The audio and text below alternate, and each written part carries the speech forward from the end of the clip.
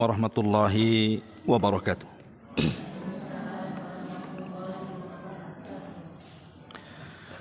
Alhamdulillah wassalatu wassalamu ala Rasulillah wa ala alihi wa sahbihi wa mawalah wa la hawla wa la quwata illa billahi wa ba'du.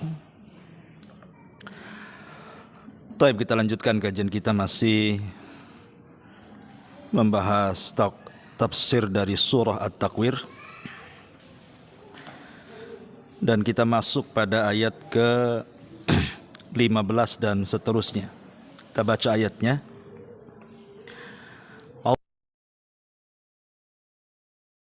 Bismillahirrahmanirrahim. Fala uqsimu bil khunnas.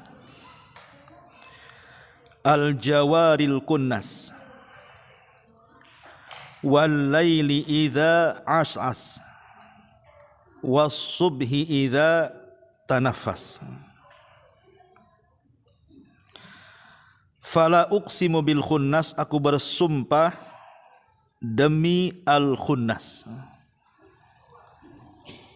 Maksudnya Nabi bintang-bintang. Al jawaril kunnas, al jawar artinya yang beredar dari satu tempat ke tempat berikutnya. Al-kunnas artinya yang terbenam. Wal-laili idza as'as, demi malam idza apabila as'as telah larut dan menjadi gelap. Was-subhi idza tanafas, was-subhi dan demi waktu subuh idza tanafas apabila telah menyingsingkan sinarnya. Taib. Di dalam Al-Quranul Karim, kalimat fala uqsimu ini banyak sekali. Fala uqsimu bimawaqi'in nujum. La uqsimu biyaumil qiyamah. Wa la uqsimu bin nafsil lawwamah. Kemudian di sini juga fala uqsimu bil khunnas. Apa arti la uqsim di sini? Ada yang mengatakan bahwa kalimat la itu adalah zaidah tambahan. Maknanya tidak punya arti. Yang ada arti adalah uqsim, aku bersumpah. Ada yang mengatakan la di sini artinya litaukid, penguat. Sungguh aku bersumpah. Tapi juga dimaknai la di sini adalah manafi, artinya aku tidak harus bersumpah. Maknanya aku tidak harus bersumpah ini karena perkaranya jelas. Ngapain harus bersumpah? Seperti sekarang terang, karena siang, nggak perlulah saya harus bersumpah dengan sekarang ini siang, karena memang sudah siang kan itu. Sesuatu yang sudah terang itu nggak perlu dijadikan sumpah. Tapi intinya bahwa di sini Allah Subhanahu wa taala hendak bersumpah, dan tidaklah Allah bersumpah kecuali dengan perkara besar. Di sini Allah mengatakan fala uqsimu bil khunnas. Aku bersumpah dengan al khunnas. Apa itu khunnas? Dan apa juga al jawaril kunnas, yang beredar lagi terbenam itu. Pendapat yang pertama, al-khunnas itu artinya syaitan. Karena Allah Subhanahu wa taala mengatakan, "Qul a'udzu birabbin nas, malikin nas, ilahin nas, min syarril waswasi al-khunnas."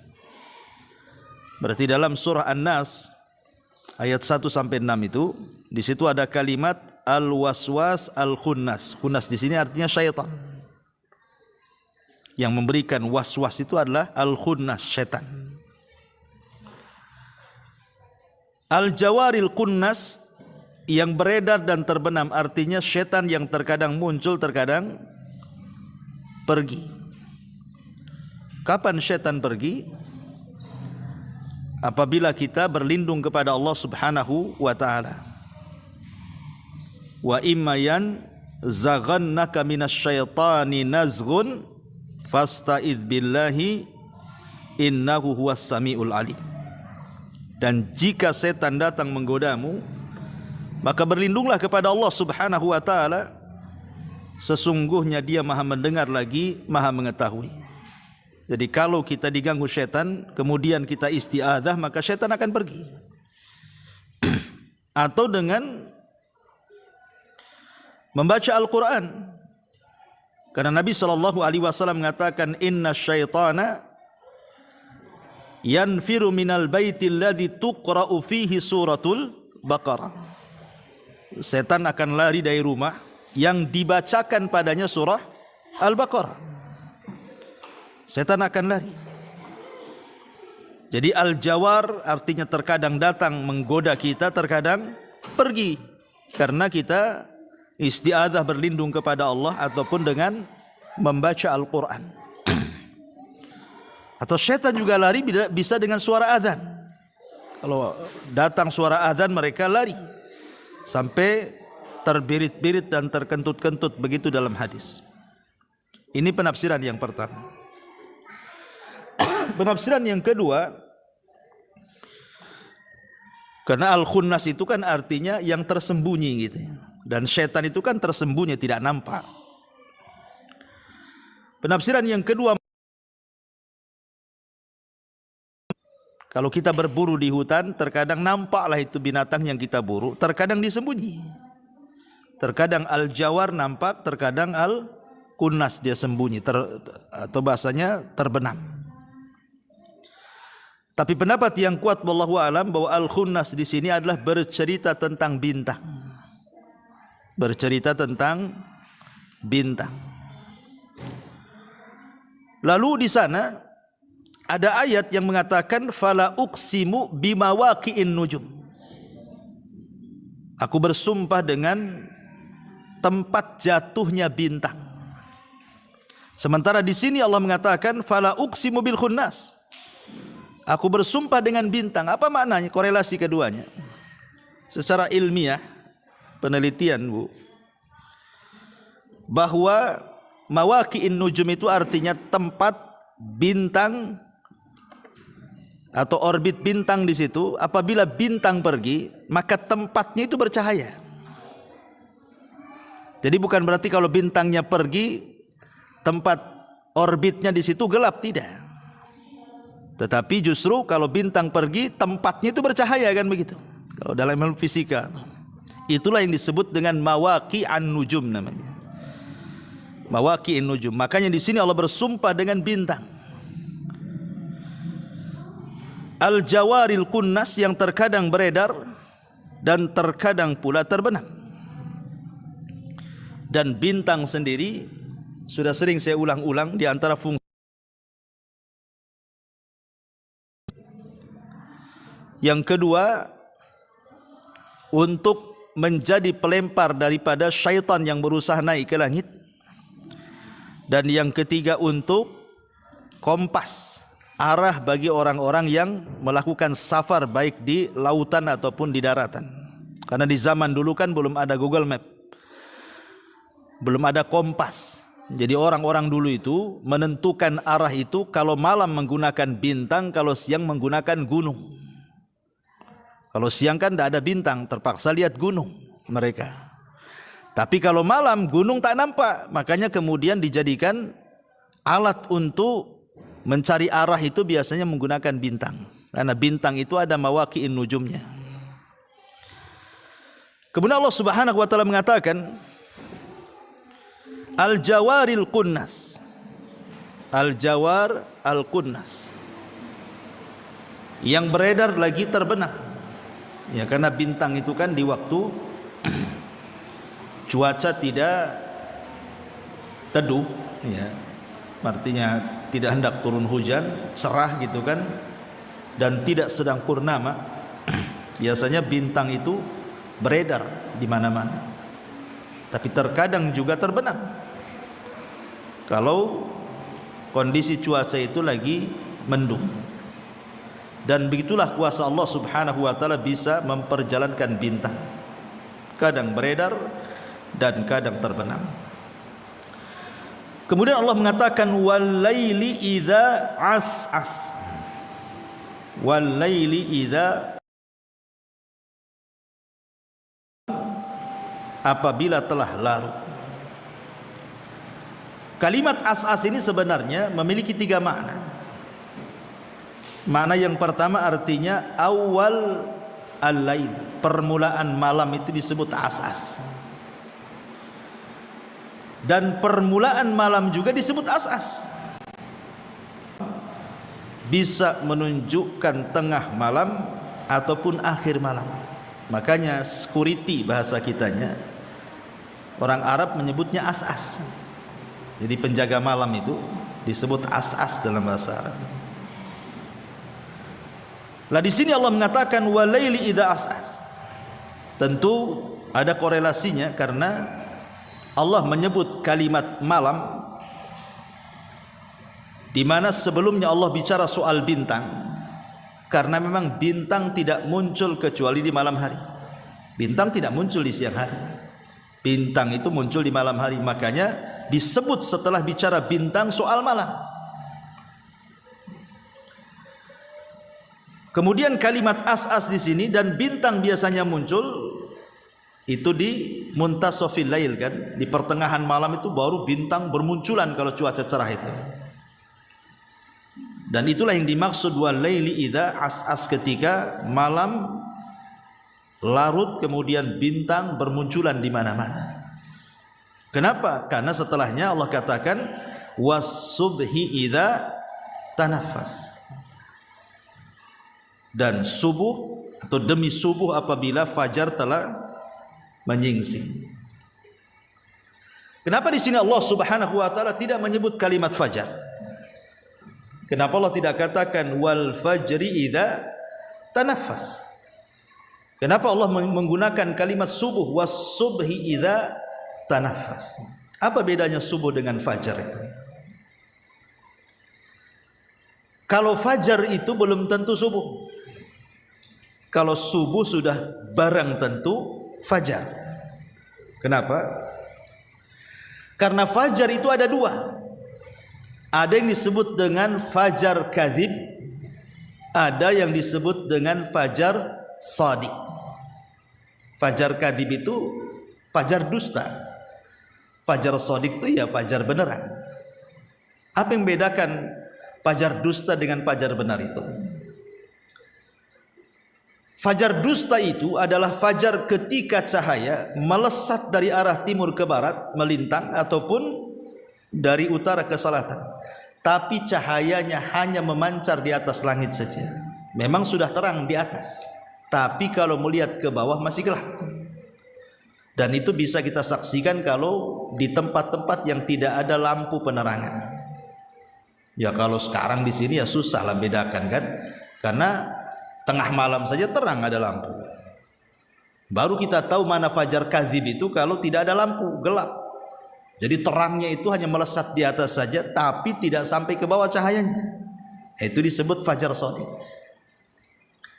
Kalau fajar kadzib, kalau fajar shadiq, cahayanya mulai ke bawah dia, menerangi jalan-jalan, menerangi gang-gang, menerangi genteng-genteng, atap-atap rumah gitu ya. Nah, itu disebut fajar shadiq, dan itulah datang waktu subuh. Ya. Dan fajar dengan subuh sendiri apa bedanya? Kan ada istilah salat fajar, ada istilah salat subuh. Apa bedanya salat fajar dengan salat subuh? Kalau salat subuh itu ya jelas salat wajib. Ya, salat wajib yang 5 waktu salah satunya adalah waktu subuh. Tapi kalau fajar itu ada kemungkinan dia adalah sholat sunnah. Karena Rasul mengatakan rak'atai al-fajri khairun minad dunya wa ma fiha. 2 rakaat fajar lebih baik dibandingkan dunia dan seisinya. Maksudnya 2 rakaat fajar di sini bukan sholat subuh, tapi sholat sunnah sebelum subuh, disebut sholat sunnah fajar namanya. Itu bedanya fajar dengan subuh, ya kan? Dan kalau fajar itu, kalau dia fajar kadzib masih bisa sahur kita. Tapi kalau sudah fajar shadiq masuk waktu subuh, tidak boleh seseorang sahur, harus menahan dirinya karena sudah datang waktu imsak. Lah di sana kan ada istilah solat kan, mulai dari fajar, namanya solat sunnah fajar. Kemudian solat subuh, kemudian ada solat syuruk namanya kan, kemudian ada solat duha. Kalau solat sunnah fajar itu dilakukan sebelum subuh, setelah adzan, sebelum qomat. Setelah adzan, sebelum qomat, di situ ada solat sunnah disebut solat sunnah fajar. Ya. Kemudian datang waktu subuh, itu ada solat subuh, solat wajib. Kemudian setelah hilang waktu subuh, datang matahari terbit kemudian meninggi sedikit, datanglah waktu solat syuruk. Ya. Kemudian setelah matahari terbit, di tengah-tengah panas teriknya jalan-jalan karena matahari sudah mulai menyengat bumi, ya sekitar jam 10, jam 11 sebelum zuhur lah. Maka disitulah disyariatkan seutama-utama solat duha. Ya kalau ingin solat duha itu jam sekarang inilah, antara jam 10, jam 11. Pokoknya sebelum zuhur itu seafdol-afdolnya solat duha. Ya. Taib. Di sini Allah mengatakan was-subhi idza tanaffas, dan waktu subuh idza apabila tanaffas. Apa sih tanaffas itu? Tanafas itu menghela nafas bahasa kitanya. Jadi kalau kita ini sumpek dada karena ada hal yang kita takutkan, kemudian sesuatu yang kita takutkan pergi kan, nafas kita kayaknya plong kan, itu namanya tanafas dalam bahasa. Ibu nih ditelepon sama debt collector, awas jangan kemana-mana, jam 10 saya ke rumah. Oh itu kan ibu dah deg-degan tuh, nggak ada duit mau dibayar, udah ketakutan kan, agak sumpek dada ini. Ditunggu sampai jam 12 tak datang, kemudian telepon, nggak jadi minggu depan lagi, maka ibu akan plong adanya. Itulah namanya disebut, bahasa Arab disebut tanafas namanya. Ya, merasa plong dadanya, bisa bernafas, itu dalam bahasa Arab disebut tanafas. Kenapa subuh itu dibilang tanafas? Karena sebelum Allah menyebut kalimat subuh, Allah menyebut kalimat lail, malam. Dan malam itu identik dengan kegelapan. Makanya Allah mengatakan wal laili idza as'as. Salah satu makna as'as itu adalah gelap gulita. Dan malam apabila gelap gulita. Kemudian ketika bicara subuh, Allah bicara soal nafas.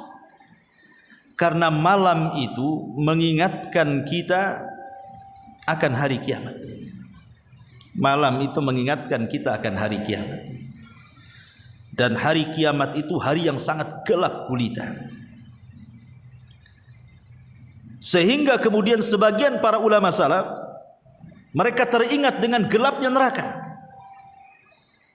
Jadi para ulama salaf itu kalau di malam hari mereka teringat neraka, makanya mereka tidak tidur. Mereka habiskan waktu mereka untuk tahajud. Tatajafa junubuhum 'anil madaji'i yad'una rabbahum khaufan. Lambung-lambung mereka, tatajafa junubuhum 'anil madaji, lambung-lambung mereka jauh dari tempat tidur-tidur mereka. Yad'una rabbahum, karena mereka berdoa kepada Rabb mereka.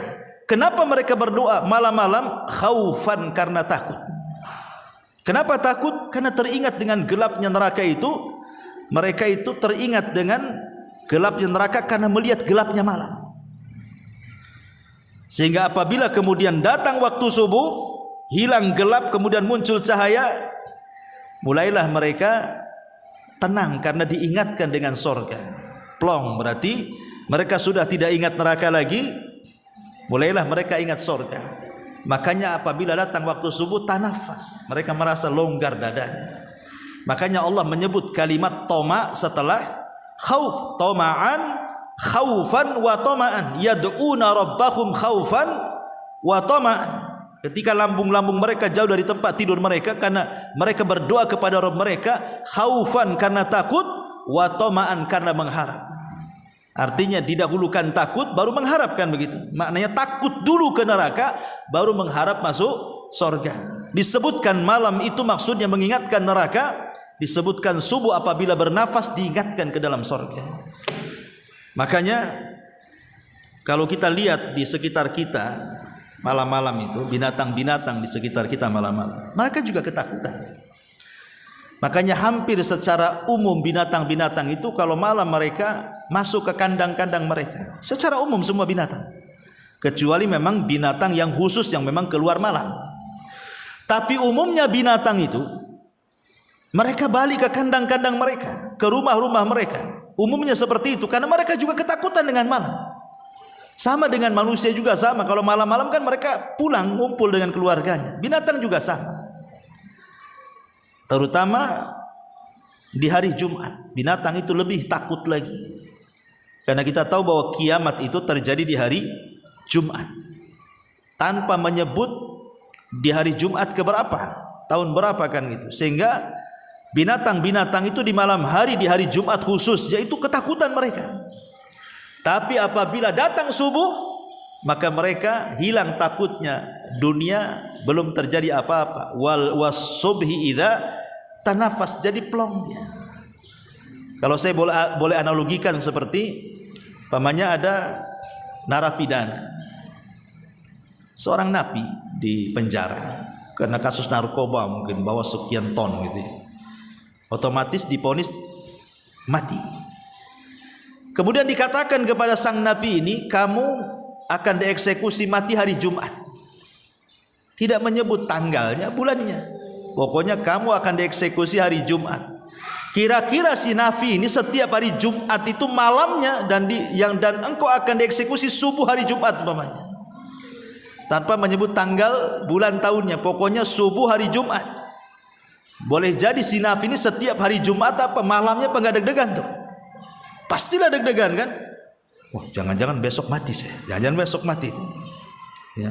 Tapi ketika sudah lewat waktu subuh, ternyata tidak ada eksekusi, mungkin belum waktunya. Lega dia. Itu disebut tanafas. Lah binatang-binatang itu seperti itu. Ya, apabila sudah lewat subuh, ternyata masih mendapatkan subuh dan cahaya matahari, berarti kiamat belum tegak. Karena kalau sudah terjadi kiamat, kita tidak mungkin mendapatkan subuh. Karena kiamat itu terjadi sebelum subuh. Sehingga ketika terjadi kiamat tidak ada subuh lagi.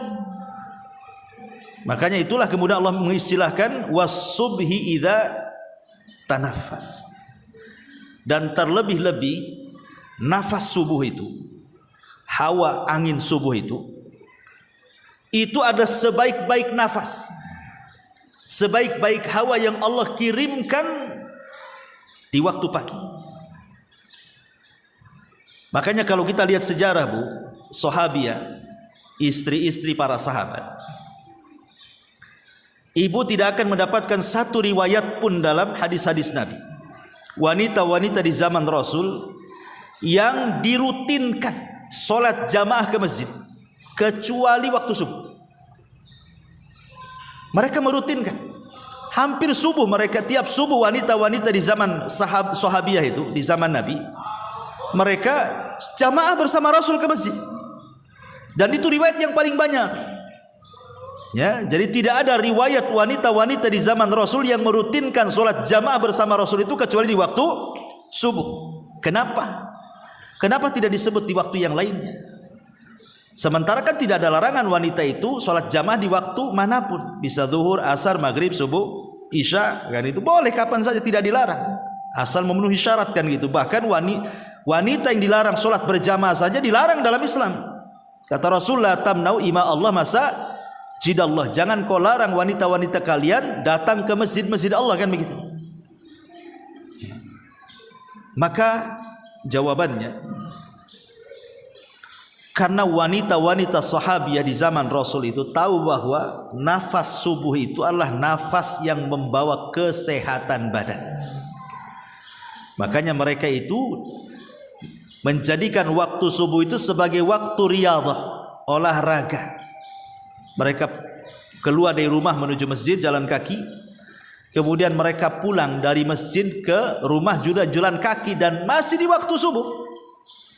Jadi mereka mengambil hawa, nafas waktu subuh itulah yang kemudian menyehatkan badan-badan para sahabat. Makanya ibu kalau ingin olahraga ya waktu subuh tuh, ya habis sholat subuh, itulah mau jalan. Disitulah hawa terbaik yang Allah kirim ke bumi, yang disebut dalam hadis Nabi SAW sebagai hawa soba. Jadi ada yang disebut dengan angin soba namanya. Dan itu berdasarkan hadis Nabi SAW, nusirtu bis soba wa uhlikatil adu biddabur. Jadi aku ditolong, kata Rasul, dengan adanya angin pagi, sebagaimana kaum Ad dihancurkan dengan adanya angin sore. Jadi angin yang paling baik, nafas yang paling baik, hawa yang paling baik itu di waktu pagi, bukan sore hari. Itu waktu yang paling bagus itu untuk mencari kesehatan dengan olahraga. Karena angin inilah yang menolong Nabi SAW saat peperangan. Kita lihat dalam surah Al-Adiyat, Allah mengatakan apa? Wal adiyati dhabha fal muriyati qadha fal mughirati subha. Apabila para sahabat menyerang itu, maka mereka menyerang musuh di waktu subuh. Dan Rasul tidak pernah menyerang di waktu selain subuh. Rasul kalau menyerang sebuah kaum, maka Rasul akan menanti waktu subuh. Rasul tidak pernah menyerang siang, sore, apalagi malam, tidak. Rasul kalau menyerang musuh itu di waktu subuh. Kenapa Nabi SAW menyerang di waktu subuh, dan ini sunnah dalam peperangan? Karena tadi di waktu subuh itu ada tanafas, ada nafas, ada hawa yang bisa menolong Rasul dan kaum muslimin, yang disebut dengan hawa soba. Disebut soba itu diambil dari sobah, sabahul khair, selamat pagi. Nah, itu ya kalau bahasa kita. Maka disebut angin soba namanya. Kata Rasul, nusirtu bis soba, aku ditolong dengan angin pagi. Makanya Nabi itu kalau sudah mengumpulkan pasukan nih malam-malam tuh, kemudian mau menyerbu, maka telinga Rasul akan berusaha peka, ada nggak suara azan di tempat yang akan diserang itu. Kalau ada suara azan berarti negeri itu negeri Islam, Rasul tidak jadi nyerang. Tapi kalau tidak ada suara azan berarti negeri itu negeri kafir. Dan itu ditentukan dengan azan subuh. Kenapa ditentukan dengan azan subuh? Karena kemenangan kaum muslimin itu di akhir zaman itu pun setelah sholat subuh. Ketika Al-Mahdi Al-Muntadhar, Imam Mahdi, tidak sanggup melawan Dajjal, akhirnya kemudian bersembunyi di Bukit Tur dan kaum muslimin. Kemudian mereka kelaparan karena dikepung dari berbagai macam arah, sampai kepala kerbau lebih baik daripada emas dan perak, karena yang mereka hajatkan makan, bukan perhiasan. Ketika di satu malam pasukan Al-Mahdi ini berbincang-bincang dan mengatakan, kalau kita berlama-lama di bukit ini kita akan mati konyol. Sebaiknya besok setelah sholat subuh kita serang. Kalau kita hidup mulia, kalau kita mati, mati syahid. Ketika kemudian disepakati bahwa besok akan turun melawan tentara Dajjal, maka dikumandangkanlah azan subuh. Ketika dikumandangkan azan subuh, tiba-tiba apa? Langit menjadi gelap. Setelah gelap muncul titik cahaya dari langit. Rupanya cahaya yang muncul dari dua malaikat yang mengapit Isa bin Maryam, turun dari langit. Kemudian setelah sampai di Menara Putih di Damaskus sana, maka Isa langsung menemui pasukan Al-Mahdi sebelum qomat sholat. Ketika Isa sampai saja, orang-orang kenal. Dari mana mereka kenal Isa? Ketemu aja tidak? Ya tentu dari hadis-hadis Nabi. Mereka kenal siapa Isa. Makanya ketika dikumandangkan qomat, Imam Mahdi mengatakan kepada Isa, taqaddam ya ruhallah, maju wahai Ruhullah, maksudnya jadi imam untuk kami sholat. Tapi Isa menolak dan mengatakan setiap kaum itu ada pemimpinnya, maka engkaulah pemimpinnya wahai Al-Mahdi, engkaulah jadi imam. Maka Imam Mahdi menjadi imam, Isa pun menjadi makmum di belakang bersama kaum muslimin. Kemudian selesai sholat, maka Isa membariskan semua pasukan, kemudian mengusap satu persatu wajah-wajah pasukan Al-Mahdi ini. Dan hebatnya Isa menyebutkan derajat tingkatan mereka di sorga. Maka berbahagialah orang-orang yang diusap oleh Isa kala itu, karena tidak dijelaskan mereka masuk sorga, tapi dijelaskan tingkatan mereka di sorga. Otomatis masuk sorga lah kalau disebutkan tingkatannya. Kemudian Isa mengatakan, aku akan memberikan kepada kalian 3 pilihan. 1, kalian tidak perlu berperang. Aku akan berdoa kepada Allah agar Allah mengirimkan bencana supaya si Dajjal dan pasukannya terkena bencana Allah tanpa harus diserang mereka mati. Atau yang kedua, biarkan aku berdoa kepada Allah supaya Allah mengirim pasukan lain yang bukan kalian. Biarlah pasukan itu yang akan bertempur melawan Dajjal, dan pasti Allah menangkan. Atau yang ketiga, kita turun sama-sama, kita lawan Dajjal, aku yang akan memimpin kalian dan Al-Mahdi. Dan aku pastikan tentara orang-orang Yahudi pengikut Dajjal itu tidak sanggup mengangkat senjata mereka, dan kalian bisa langsung menyerang mereka. Adapun Dajjal, aku yang akan membunuhnya. Maka turunlah pasukan itu. Maka ketika Dajjal melihat Isa bin Maryam, akhirnya kabur, dikejar ke utara, ke selatan, ke timur, ke barat, sampai akhirnya Dajjal terdesak di sebuah tempat di tengah-tengah Israel. Ya, disitulah kemudian Dajjal tidak bisa lagi mengelak dari Isa bin Maryam. Maka ketika Dajjal tidak bisa mengelak dari Isa bin Maryam, maka Isa mengeluarkan tombaknya, kemudian membunuh Dajjal dan memenggal kepalanya. Kemudian kepalanya diletakkan di tombak tersebut, dikasih tahu kepada orang Yahudi, ini pimpinan kalian sudah mati. Ketika Dajjal mati di tangan Isa bin Maryam di satu tempat namanya Babilud, maka kemudian orang Yahudi ketakutan. Ketika ketakutan itulah keberanian mereka hilang, sehingga kaum muslimin tinggal menyerang mereka tanpa ada perlawanan. Sehingga mereka ada yang sembunyi di batu. Batu mengatakan, hei muslim, ini Yahudi sembunyi di belakang saya, bunuh dia. Dia sembunyi di pohon, semua pohon bisa bicara. Tidak ada makhluk Allah kecuali bisa bicara dan memberitahu persembunyian orang Yahudi, kecuali satu pohon yang memang Allah takdirkan tidak memberitahu, disebut Gharqad namanya. Gharqad inilah yang sekarang dikembangbiakan orang-orang Israel.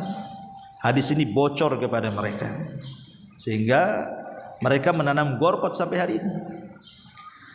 Yang ingin saya katakan, bagaimana Allah menangkan tentara Isa bin Maryam dan tentara Al-Mahdi melawan Dajjal. Kapan itu terjadi? Selepas sholat subuh. Kan peristiwanya selepas sholat subuh. Makanya ada pernyataan jenderal Israel, saya lupa namanya, ya, dia mengatakan kalau seandainya orang-orang Palestina itu sholat subuh sebanyak sholat Jumat, kalau seandainya orang Palestina itu mereka sholat subuh dan jemaahnya sebanyak sholat Jumat, dan itu setiap hari, tentu Israel akan tumbang dengan mereka, kata. Artinya seolah-olah tahu bahwa kekuatan kaum muslimin itu ada di sholat subuh, ya. Makanya kenapa sholat subuh itu disebut sholat wusta oleh sebagian ulama tafsir. Ketika Allah mengatakan hafidhu ala salawati was salatil wusta wa qumu lillahi qanitin, jagalah oleh kalian 5 waktu salat, terutama wusta, salat pertengahan. Sebagian tafsir mengatakan maksudnya salat pertengahan itu maksudnya salat asar, tapi ada juga yang berpendapat maksudnya subuh. Adapun yang berpendapat asar, karena nasnya memang disebutkan asar. Kata Rasulullah ketika Nabi perang Khandaq kemudian diserang, sehingga Rasul harus menjaga parit karena takut musuh masuk ke dalam kota. Rupanya musuh terus menyerang sampai waktu maghrib, Rasul belum sholat asar. Ketika masuk waktu maghrib, betul-betul masuk waktu maghrib, Rasul baru sholat asar. Berarti sholat asar di luar waktunya tuh. Rasul marah dan mengatakan, mala Allahu kuburahumun nar.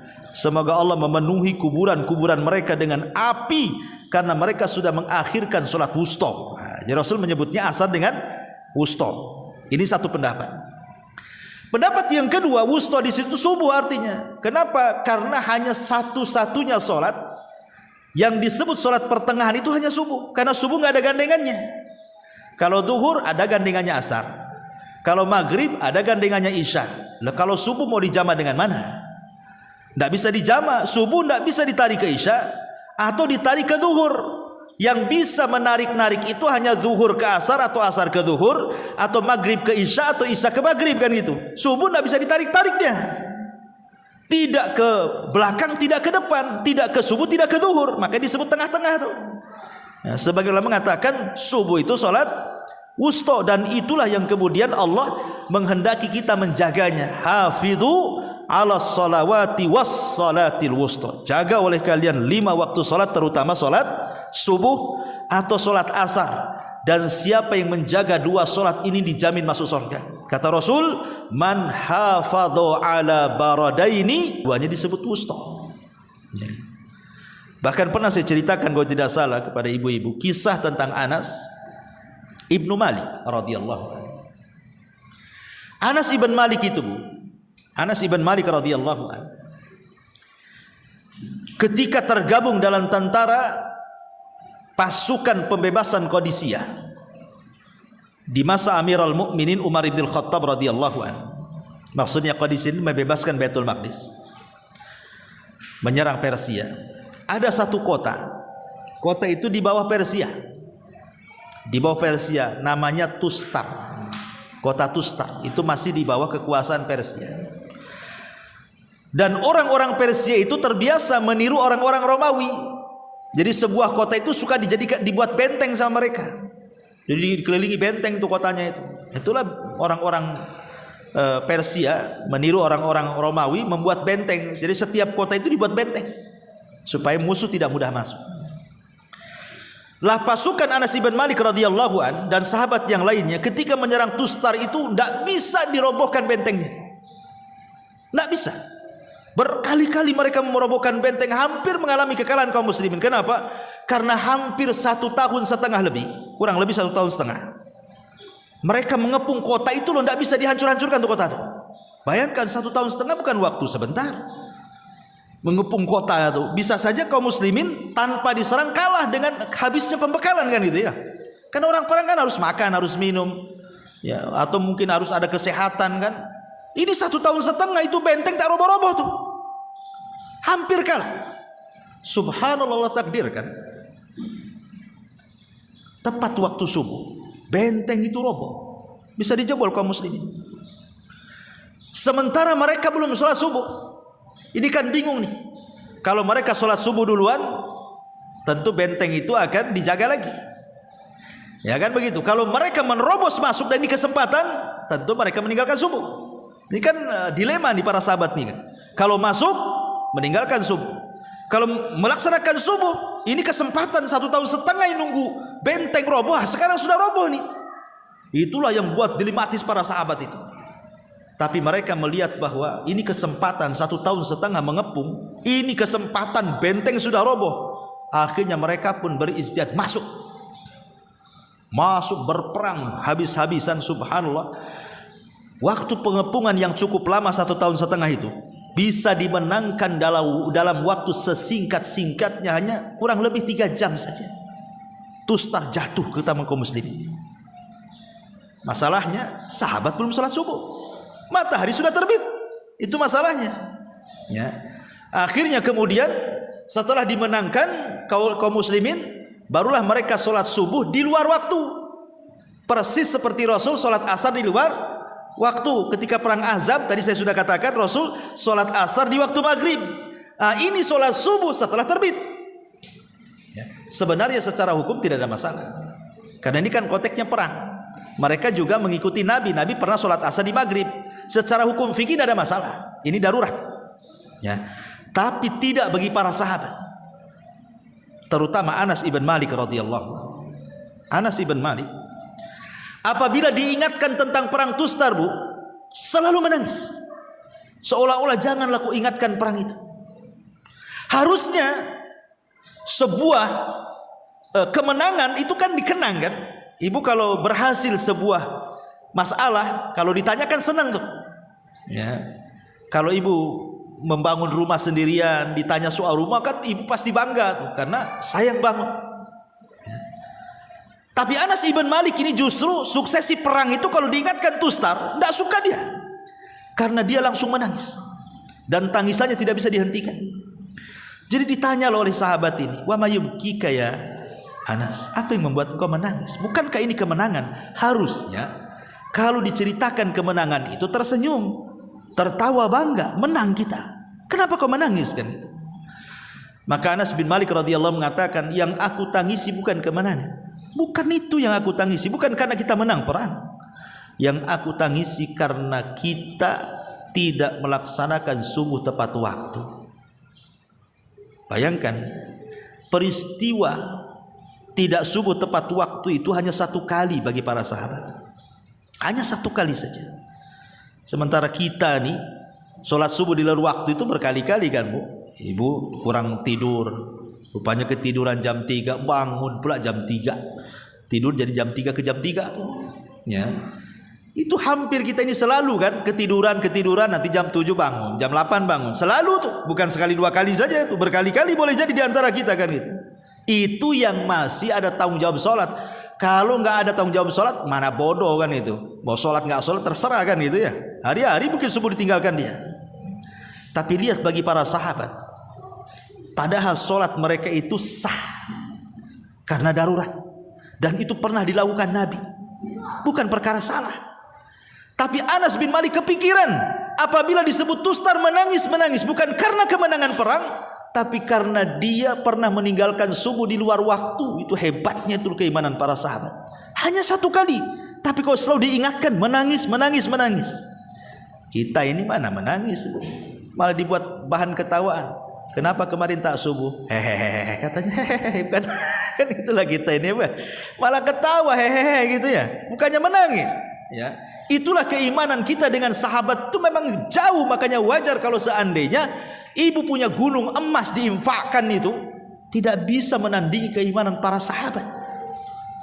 Ya, makanya Abdullah ibn Umar itu sudah saya ceritakan kan, kalau dia tidak salat jamaah saja, dia sholat tapi tidak jamaah karena telat, bukan karena tidak datang, karena telat. Maka malam harinya tidak akan tidur, dia habiskan qiyamul lail sebagai apa? Tebusan karena dia telat salat jamaah. Padahal enggak, dia tetap datang ke masjid, cuman sudah buyar kan itu ya. Itu saja ditebus kesalahannya dengan menghidupkan satu malam suntuk. Nah, itulah para sahabat luar biasa. Syahidnya di sini bagaimana di mata para sahabat itu sholat subuh luar biasa bagi mereka. Dan itulah yang menentukan kemenangan. Maka di sini Allah mengatakan was-subhi idza tanaffas. Dan subuh apabila mengeluarkan nafas. Artinya subuh itu apabila memancarkan terangnya, ya. Dan kalau sudah subuh hilang, pasti bumi ini terang. Tapi kalau fajar hilang, belum tentu terang, karena boleh jadi fajar dusta, ya. Tapi kalau subuh hilang pasti terang. Kalau fajar hilang belum tentu terang, boleh jadi bisa malam. Dan subhanallah, di dalam ayat yang lain Allah Subhanahu wa taala dalam surah Al-Mudaththir, Bu, ayat 33. Allah mengatakan wal laili idz adbar. Wal laili idz adbar. Tetapi ketika menyebutkan waktu subuh dalam surah At-Takwir ini was-subhi idza tanaffas. Dalam ayat yang lain was-subhi idza asfar. Asfar itu maksudnya akhir subuh. Awal subuh disebut golas, masih gelap, itu awal subuh. Kemudian waktu subuh, ya. Kemudian waktu asfar. Asfar ini sudah mulai terang tapi belum terbit matahari, ya kan? Belum terbit matahari kan kadang-kadang sudah terang tuh. Itu akhir waktu subuh disebut asfar namanya. Dan Allah mengatakan was-subhi idza asfar, dan demi subuh apabila sudah terang. Terang karena akhir waktu subuh disebut asfar. Perhatikan dua ayat ini. Ketika Allah Subhanahu wa taala menyebut kalimat malam, walaili idz adbar. Tapi ketika menyebut waktu subuh, Allah katakan was-subhi idza asfar. Yang ingin saya katakan, Bu, kalimat idz dan idza. Idz itu menggunakan apa? Sukun. Idz sukun kan? Bulat-bulat itu sukun namanya. Idz sukun. Kalau idza menggunakan fathah itu disebut harokat. Harokat fathah. Ada fathah di atas, ada kasrah, ada dhammah, itu disebut harokat namanya. Tapi kalau kosong gitu ya, itu disebut sukun. Kalau ada tulisan bahasa Arab kok di situ ada berbentuk bulat, itu disebut sukun. Tapi kalau ada harokat fathah, dhammah ataupun kasrah disebut harokat. Harokat fathah, harokat dhammah. Sukun itu apa artinya, Bu? Sukun itu artinya tenang. Sukun itu artinya tenang. Harokat itu artinya bergerak. Ya. Ketika Allah mengatakan walaili idz adbar, dan demi malam, idz menggunakan sukun apabila berlalu, maknanya malam itu disebut tenang. Allah suruh kita tenang, tidur, karena malam itu tempat istirahat, tempat tenang. Ya. Tapi kalau sudah lewat malam, sudah waktu asfar, akhir subuh dan mendekati waktu matahari terbit, menggunakan fathah artinya harokat fathah. Makna harokat itu apa? Bergerak. Itu disebut harokat, itu bergerak. Bergerak dari dhammah ke fathah, dari fathah ke kasrah, itu namanya harokat, bergerak. Ya, karena selepas subuh kita disuruh bergerak. Makanya disesuaikan tuh. Kalau malam menggunakan sukun memang disuruh kita ini istirahat. Tapi kalau sudah pagi disuruh bergerak. Karena itu waktunya kerja. Tapi sangat disayangkan hari ini, terutama anak-anak muda, malah dibalik, Bu. Ya. Harokat itu dijadikan malam, sukun pula dijadikan pagi. Nah, anak-anak muda sekarang, tak tahu ibu-ibu ya, kalau malam gerak, nggak tidur dia, nonton TikTok kan gitu, TikTokan, Facebookan, Instagraman. Kalau sekarang, kalau zaman dulu kan ngobrol. Nah, sekarang kan sama HP saja lah. Itu bisa nggak tidur satu malam suntuk tuh sama HP itu. Digunakan untuk gerak sama dia. Nanti subuh itu disukunkan pula mata tuh. Ya. Harusnya mata itu disukunkan di waktu malam, malah kemudian disukunkan di waktu pagi. Harokatnya diletakkan di malam. Ah, ini kan bahaya. Kalau kemudian malam digunakan untuk harokat, bergerak, subuh pula digunakan untuk tidur, saya jamin, Bu, nggak akan berkah hidupnya. Kenapa? Karena Nabi SAW mengatakan dalam hadisnya, Allahumma barik li ummati fi bukuriha. Ya Allah, berkahi umatku di waktu pagi. Makanya Nabi SAW sampai membuat pahala khusus orang yang tidak tidur di waktu pagi itu. Apa kata Rasulullah? Barang siapa yang sholat subuh, kemudian tidak beranjak dari tempatnya, kemudian selepas itu dia berzikir, baca Quran dan ibadah yang lainnya sampai syuruk matahari terbit, biarkan meninggi satu tombak, ibu lakukan 2 rakaat yang disebut syuruk. Lihat bagaimana pahala khususnya. Kahajjati wal umrati taman. Ibu dapat pahala haji dan umroh secara sempurna. Seperti ibu baru pulang dari Mekah aja dapat pahalanya. Sampai disediakan pahala khusus bagi orang yang tidak tidur loh, selepas subuh sampai terbit matahari. Karena itu waktu berkah masalahnya. Makanya Imam Ibnul Qayyim sampai mengatakan, siapa yang mendawamkan terus-terusan, dia gunakan selepas subuh untuk tidur sampai terbit matahari, tidak diberkahi badannya, tidak diberkahi usahanya, tidak diberkahi keluarganya, bahkan tidak diberkahi hidupnya. Kenapa? Karena ketika turun berkah dia tidak mengambilnya. Makanya penting ya kalau sekali-kali tidak apa-apa kan gitu ya. Mungkin lelah, letih atau sakit sekali-kali wajar. Tapi kalau sudah dijadikan kebiasaan, apalagi bapak-bapak yang biasa kerja gitu ya, mungkin dia cepat tidurnya ketika subuh, malah kemudian cepat bangunnya, tapi ketika nganggur gak ada kerjaan ya kesempatan lah itu. Habis subuh ya golang-goleng gak jelas kan itu. Padahal waktu itu waktu berkah. Jangan digunakan untuk itu. Makanya kenapa Allah Subhanahu wa taala gunakan malam id, itu artinya sukun, supaya kita tenang, tidur, istirahat, biar pagi bisa bangun, bisa bergerak. Supaya berkah. Terutama pengantin baru ini yang salah kaprah nih biasanya. Malam digunakan bergerak, tidur pula dia pagi-pagi. Ya kan? Nah, ini kan masalah nih pengantin baru ini. Nanti gak berkah nanti pengantinnya.